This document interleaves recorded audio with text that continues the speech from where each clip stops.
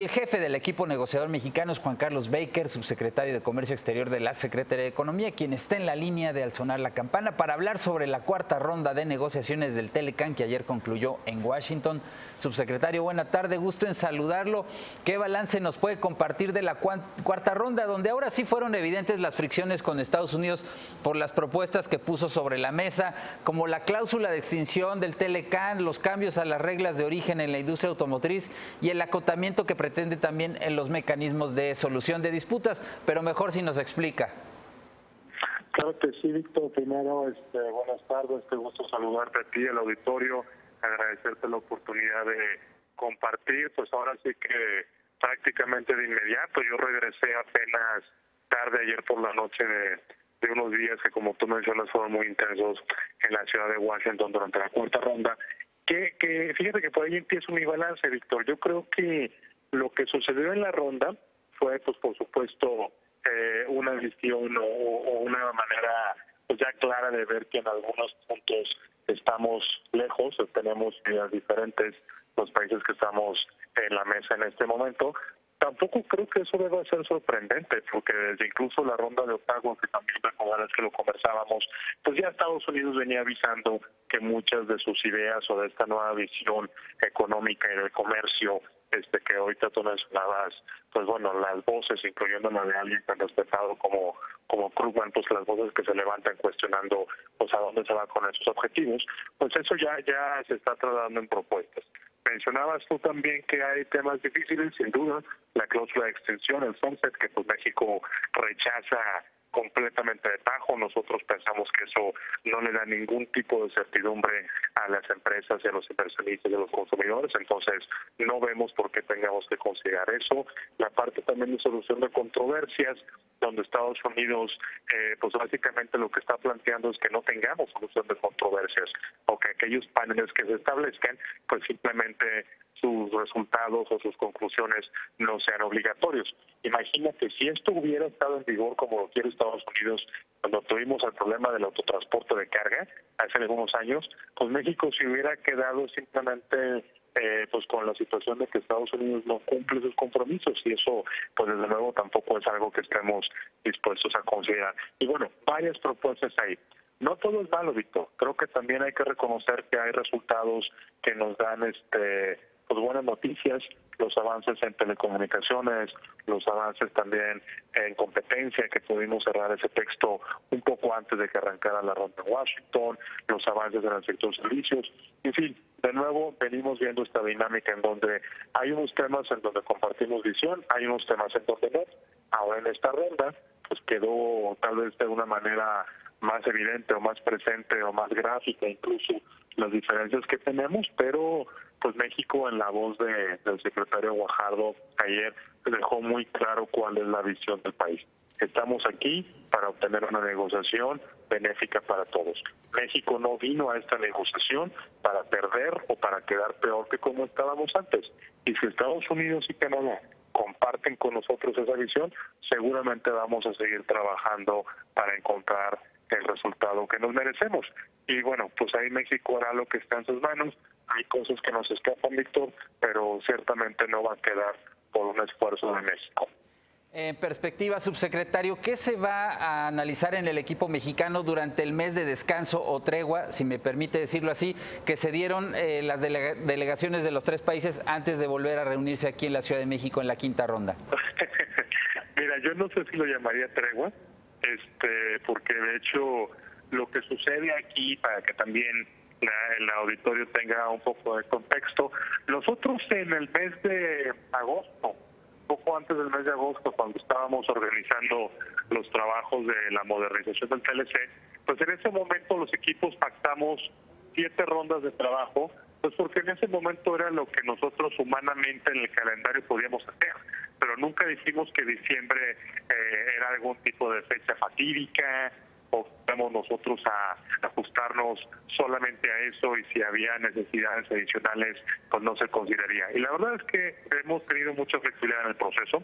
Ahorita en este tiempo, que sin duda va a ser más largo que lo que había acontecido en las rondas anteriores, pero tiene que ver también con que la cantidad de trabajo que tenemos, Víctor, pues es muy grande. Y aquí empiezo ya a responder el centro de tu pregunta. ¿Qué vamos a hacer en este tiempo? Pues bueno, mira, de entrada, las propuestas que fueron hechas en esta ronda las vamos a venir a consultar con todo el mundo. Tenemos el proceso del cuarto de junto, los empresarios, pero también tenemos el grupo de seguimiento del Senado de la República. Hay otras personas con las cuales también de manera cotidiana intercambiamos opiniones.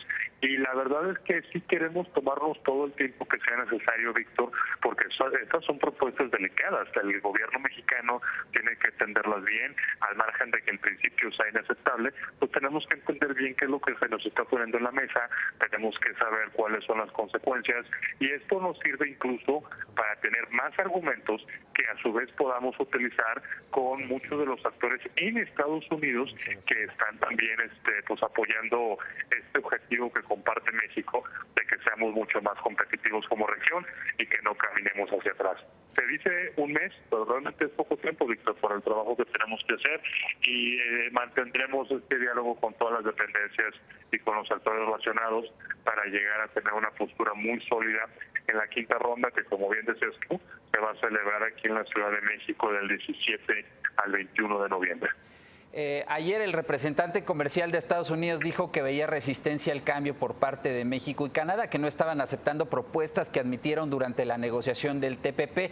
¿No será que Estados Unidos busque descarrilar el Telecán y culpar a sus socios de intransigentes?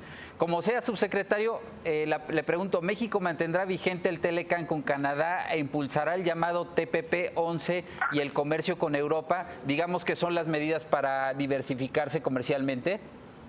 Sí, mira, yo creo que todos los puntos que acabas de mencionar son ciertos, Víctor. Primero, sí, efectivamente, el comentario de Leif Heisel, del embajador Leif Heisel, al menos a mí, pues me confundió un poco, ¿no? Me confundió un poco que incluso nos estén acusando de intransigentes por rechazar unos textos acordados en el Transpacífico, cuando pues, recordemos que el propio Estados Unidos se salió del Transpacífico. Entonces, incluso por pura simetría en la negociación, me están pidiendo cosas, que yo acepte cosas que ellos rechazaron hace muchos meses. Entonces, pues de entrada ahí ya es un poquito confuso.